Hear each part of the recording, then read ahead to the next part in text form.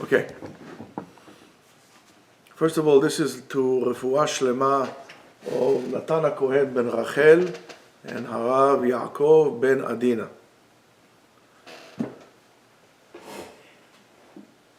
What do you guys think about getting a degree in law? A law degree. It's a good thing? It's important, right? I mean, it's not easy, right? Nice. How about let's say a PhD in clinical psychology? Also, right? Very impressive. How about any other degree? How about a doctor, engineer? Is that important? Is that good? Right on. I'm not saying it's not good. But to a certain extent, it's a waste of opportunity. Let me make it clear.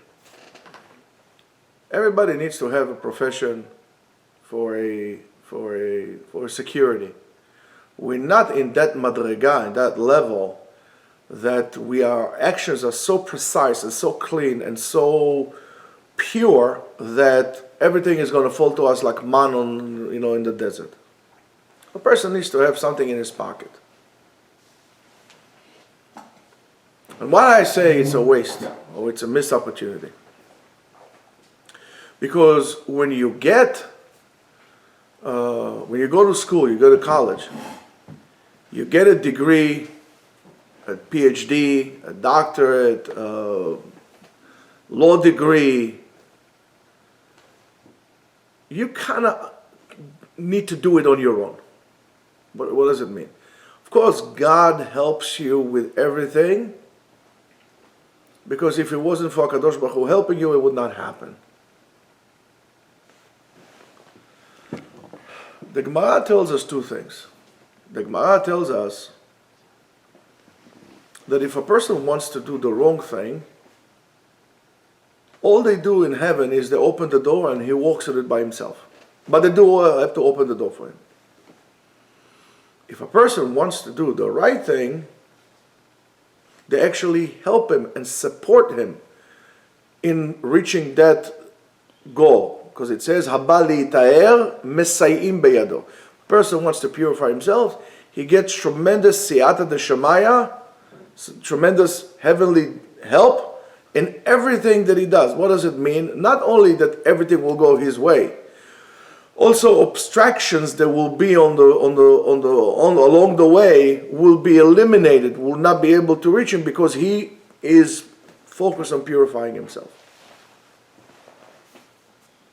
If a person would learn Torah and sincerely want to learn Torah and understand that that is the goal, that's the centerpiece of his life,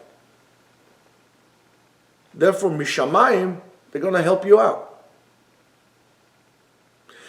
So you have a heavenly assistant and support on everything you do. And that would include housing and spousing and you name it. Everything that you do. All possible distractions that will be along the way would be eliminated just so you could sit down and learn Torah.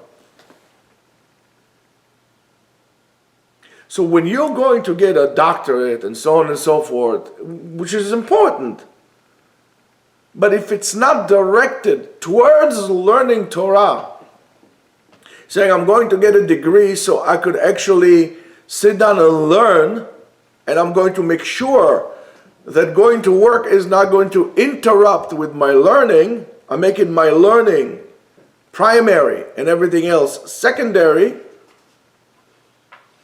If you are going to do that, even in school, it's going to be good for you.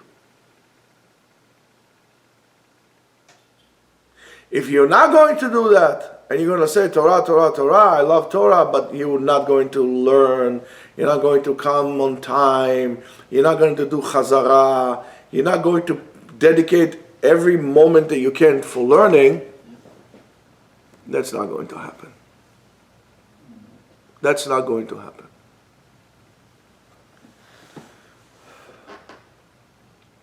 Well, you're going to tell, well, not everybody could become a Talmid Chacham. and here is where I disagree with you.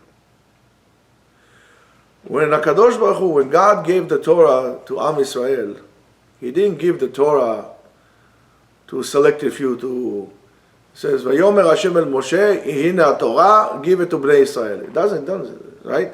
All Am Yisrael gathered around Har Sinai, and everybody received the Torah equally. Everybody was on a level of prophecy at that moment, like Moshe Rabbeinu. Says also the Rambam in Halachot Shuvah, whatever you will come in your life is basically a decision that you made to become that. Don't come and cry to me opportunities. He had better opportunity than I am. It's what you decided to make of your life. So if you have the capacity to become a lawyer, if you have the capacity to become a doctor, if you have the capacity to sit down and write a PhD, a thesis, that means that you have the ability to dedicate, because you cannot become a lawyer or a doctor or any of these things without actually having the right angles in your backside to sit down in a chair and learn. You need to have the discipline. My question to you is, why before you did that didn't you become a Talmid Chacham? And that's what makes me upset, because I believe everybody can if they wanted.